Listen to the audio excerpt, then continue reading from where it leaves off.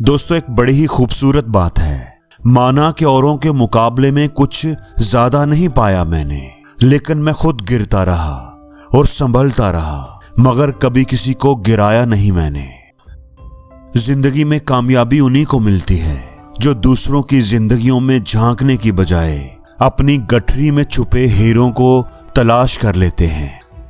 दोस्तों, एक छोटी सी कहानी है एक बिजनेसमैन की जो हीरों का ताजिर था। एक शहर से दूसरे शहर जा रहा था। ये जरा पुराने जमाने की बात है। उस वक्त लोग समंदरी जहाज पर, बहरी जहाज पर सफर करते थे और वो सफर कई कई दिनों का होता था। इस ताजर को भी समंदरी रास्ते से जहाज में बैठकर सफर करना था और ये 7 दिन का सफर था। वो ताजर अपने साथ कुछ हीरे लेकर जा रहा था, जिसको उसने एक छोटी सी पोटली में, एक थैली में रखा हुआ था, क्योंकि वो हीरों का ही तो सौदागर था। इसी कारोबार के सिलसिले में उसे एक शहर से दूसरे शहर जाना था। अब ये बात एक ठग को, एक चोर को पता चल गई।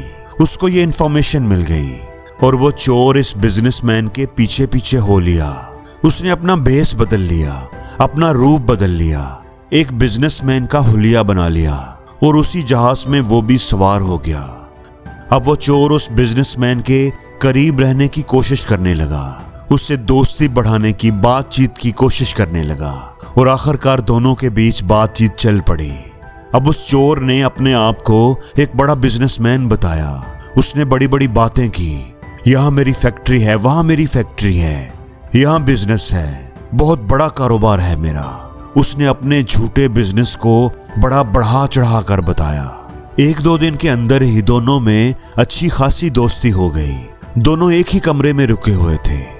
जब भी असली बिजनेसमैन को किसी काम के सिलसिले में बाहर जाना होता या वो वॉशरूम के लिए जाता, तब ये नकली बिजनेसमैन, वो चोर, उसके बैग को टटोलने की कोशिश करता, उसके सामान की तलाशी लेता ताकि हीरों की थैली उसे मिल जाए। मगर वो थैली उसे मिलती ही नहीं थी।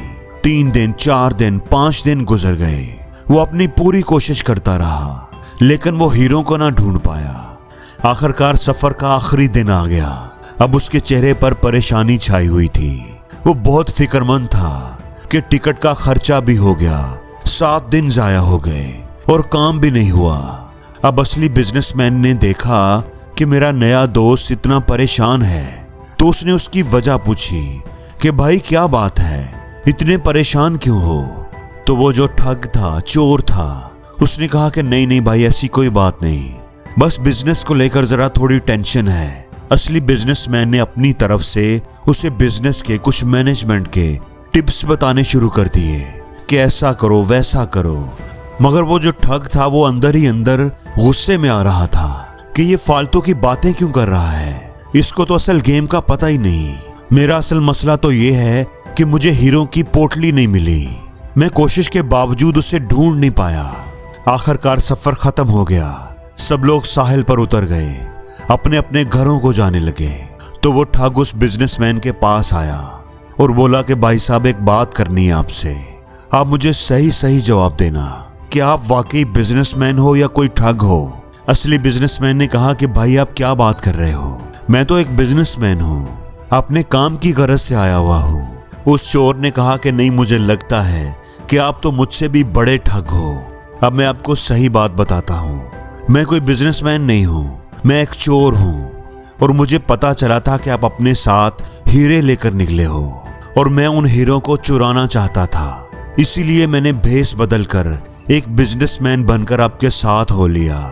मगर आप तो मुझसे भी बड़े खिलाड़ी निकले।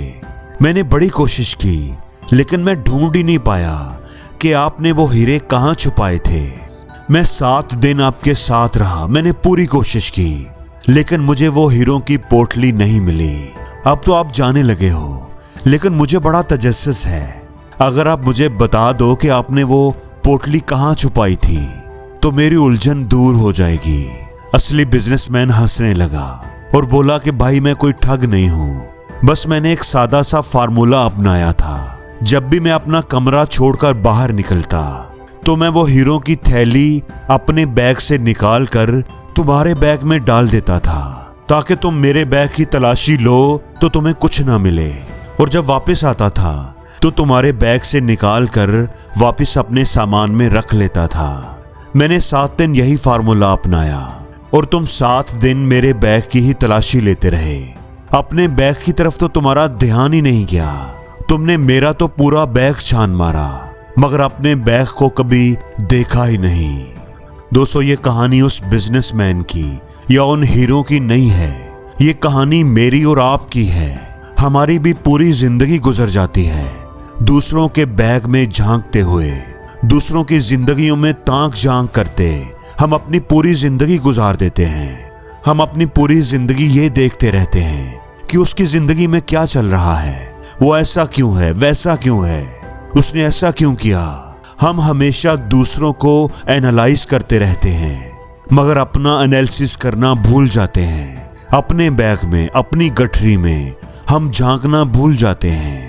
हम ये बात नहीं जानते कि अगर हम अपनी गठरी में झांक लें तो हमें वो हीरे मिल जाएं। दोस्तों, जिंदगी में कामयाबी उन्हीं को मिलती है जो दूसरों की जिंदगियों में झांकने की बजाय अपनी गठरी में छुपे हीरों को तलाश कर लेते हैं। कामयाबी और सुकून उन्हीं के नसीब में आते हैं जो अपनी तवज्जो दूसरों की जिंदगियों से हटाकर अपनी जिंदगी पर मरकूज करते हैं। इसलिए दोस्तों, हमें दूसरों की जिंदगियों में ताक झांक करने, दूसरों पर तनकीद करने पर वक्त जाया करने की बजाय अपनी जिंदगी पर फोकस करना चाहिए। अपनी सलाहियतों पर काम करना चाहिए, खुद को बेहतर बनाना चाहिए। दूसरों की कामयाबियां देखकर हसद करने की बजाय, मायूसी पालने की बजाय अपनी कुव्वत को पहचाने, अपनी मेहनत पर भरोसा करें और अपने रास्ते पर आगे बढ़ते रहें, क्योंकि असली हीरा तो आपके अंदर छुपा हुआ है।